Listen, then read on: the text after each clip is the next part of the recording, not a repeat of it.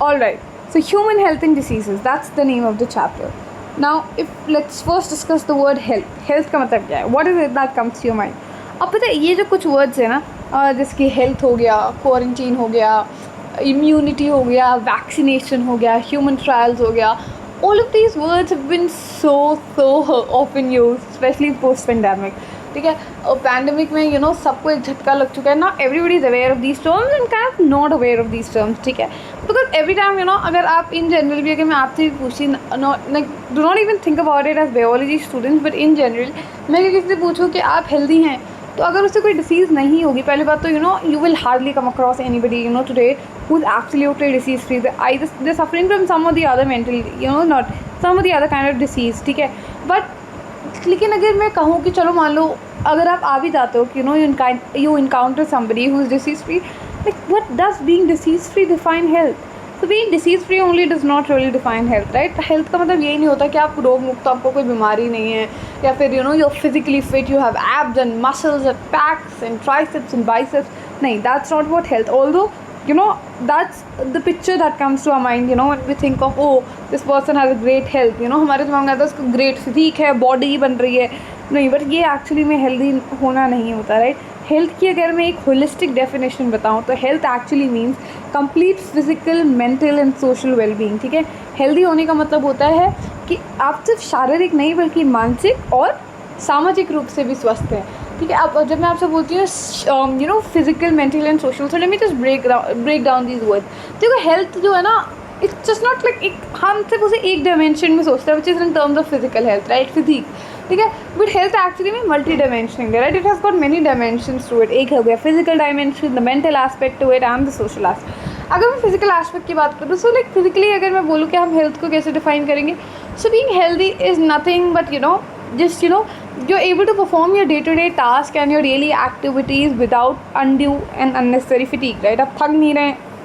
ठीक है, जैसे होता है ना, you know, when we are not healthy or when we're not physically fit and when we're not at our best, तो उस दिन हमारा काम में भी मन नहीं लग रहा होता है ना, हम अपना 100% नहीं दे पाते हैं. बट यू नो यहीं पे अगर आप फिजिकली एकदम फिट हैं तो अपने डेली चोर्स जो भी हैं, जो आपके डेली काम काज है, उसे आप बहुत बेहतरीन तरीके से अच्छे से पूरा कर पाते हैं बिना थके हुए.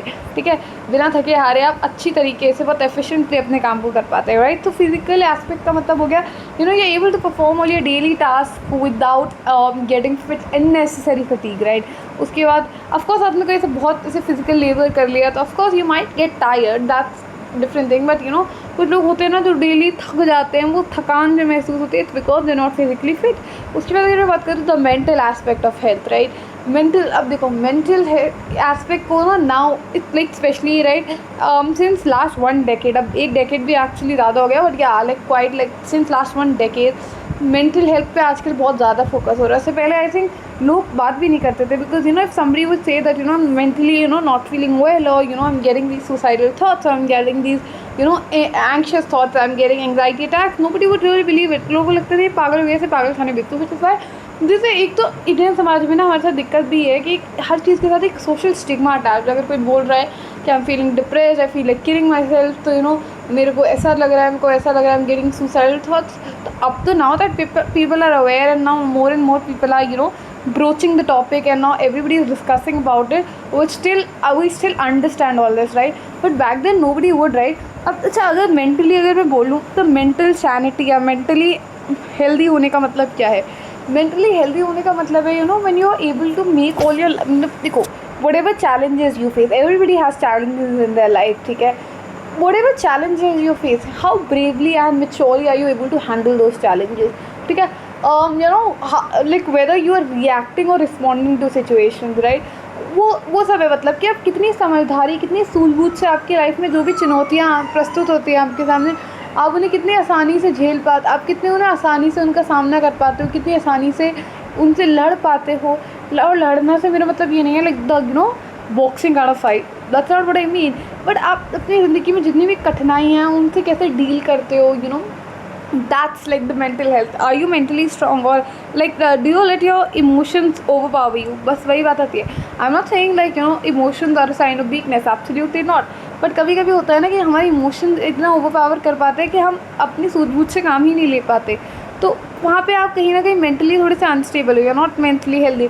प्लस मेंटल हेल्दी, देखो मेंटली हेल्दी में देखो आप देखोगे कुछ लोग होते हैं जो फिजिकली एकदम they are very fit, you know, they have great personalities in terms of looks and all, but you see that they are writing these such crappy and stupid comments beneath posts, ठीक है, of people they don't really know about, the most ridiculous and ghastliest things, ठीक है, जिसका शायद मतलब कहीं ना कहीं उन्हें भी नहीं पता होगा, and they do not even realize the extent to which it can trigger somebody, right? तो वो सोचते भी नहीं है. तो are these people mentally stable? Will you call them mentally stable, right? mentally कितना disturb है कि they can actually stoop so low and they can think about such derogatory things, for example, let's say just giving you a very basic example. I know this is not what it's related to, but just giving you an example. For example, very recently I just saw a post, right, where there was a girl and I said she was just going back home and there was a guy something who just sent such stupid rape threats to her. So and she was literally petrified to an extent, but she literally had to swap her house, right? She was living in a rented apartment. She literally had to swap it because she got so scared. So can you imagine like the mental status of these people, right, who are doing all these things just randomly to anybody just because they have the power of social media, ठीक है? तो आप इन्हें mentally stable नहीं कहोगे. फिर मैं बात करती हूँ कि social stability की, ठीक है? अब मैं अगर बात करूँ social stability, देखो social stability होता है how are you able to maintain or carry forward a relationship, or how well are you able to interact in a social cultural gathering. अब मैं इसका मतलब ये नहीं बोल रही हूँ कि you will be able to please everybody or you will get along with everybody. No, that's not what I mean.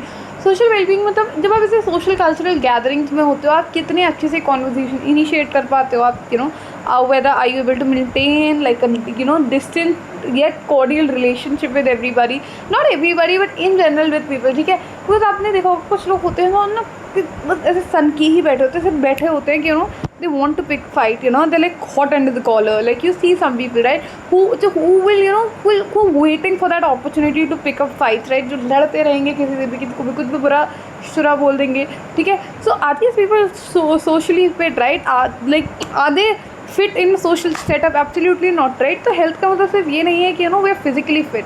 Health has got so many more layers to it, so many more nuances, right? ठीक है? तो health का मतलब अगर WHO की एक simple definition बताओ तो health does not really mean the absence of disease. health का मतलब सिर्फ यही नहीं होता कि आप रोग मुक्त है, ठीक है?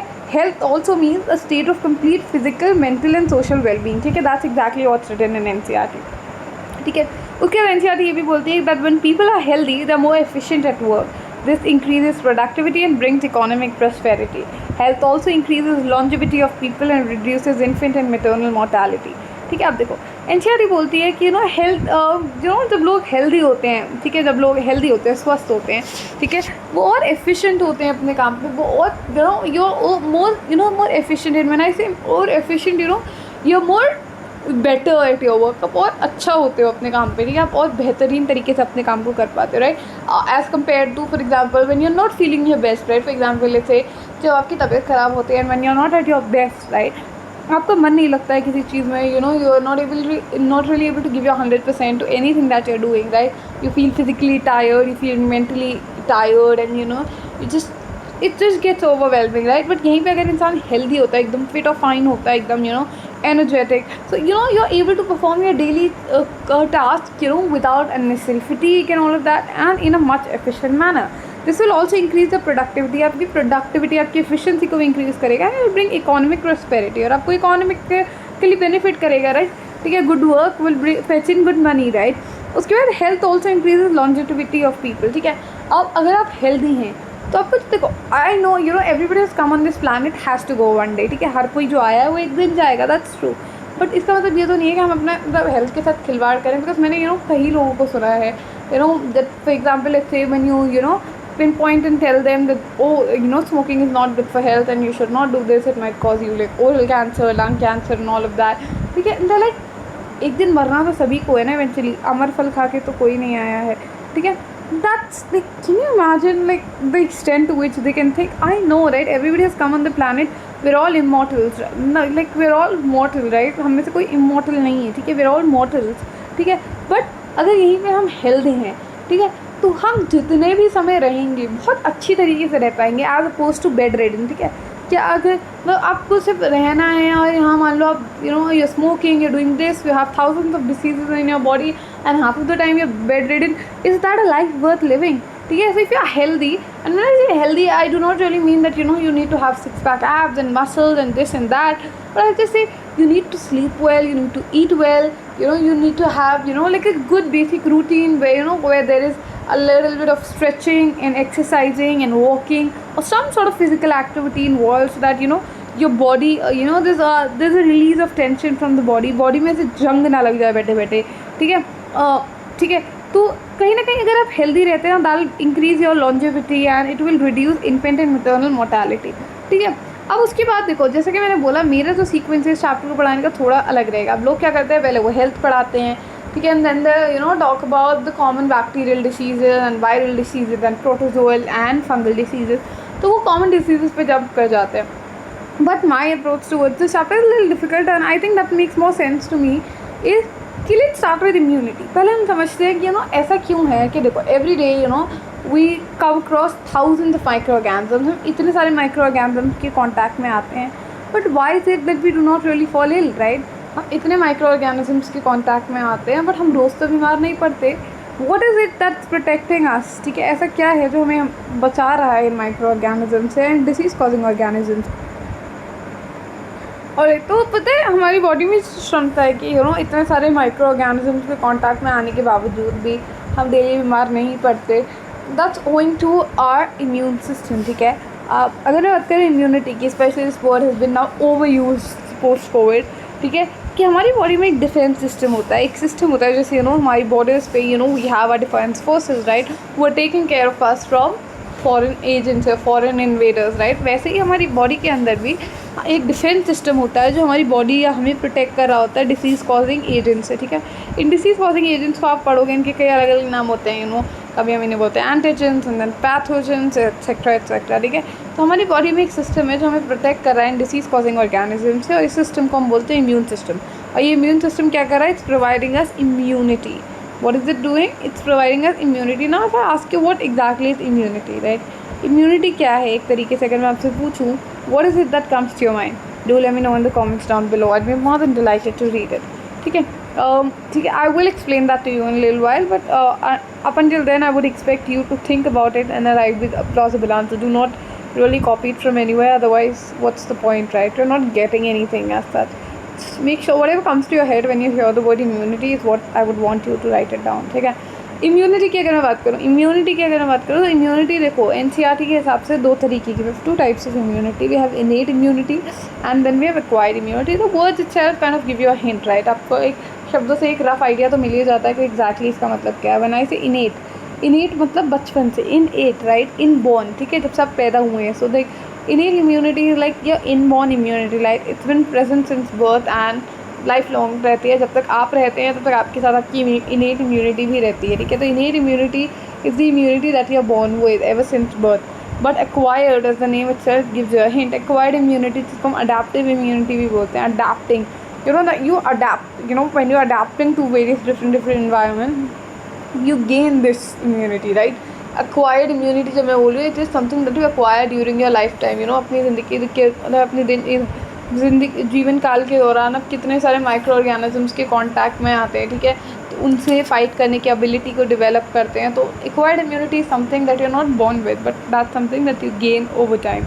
और या ठीक है, उसके बाद अगर मैं बात करूँ इनेट इम्यूनिटी की, इनेट इम्यूनिटी नॉन स्पेसिफिक होती है। व्हेन आई से non specific, what do I exactly mean by that,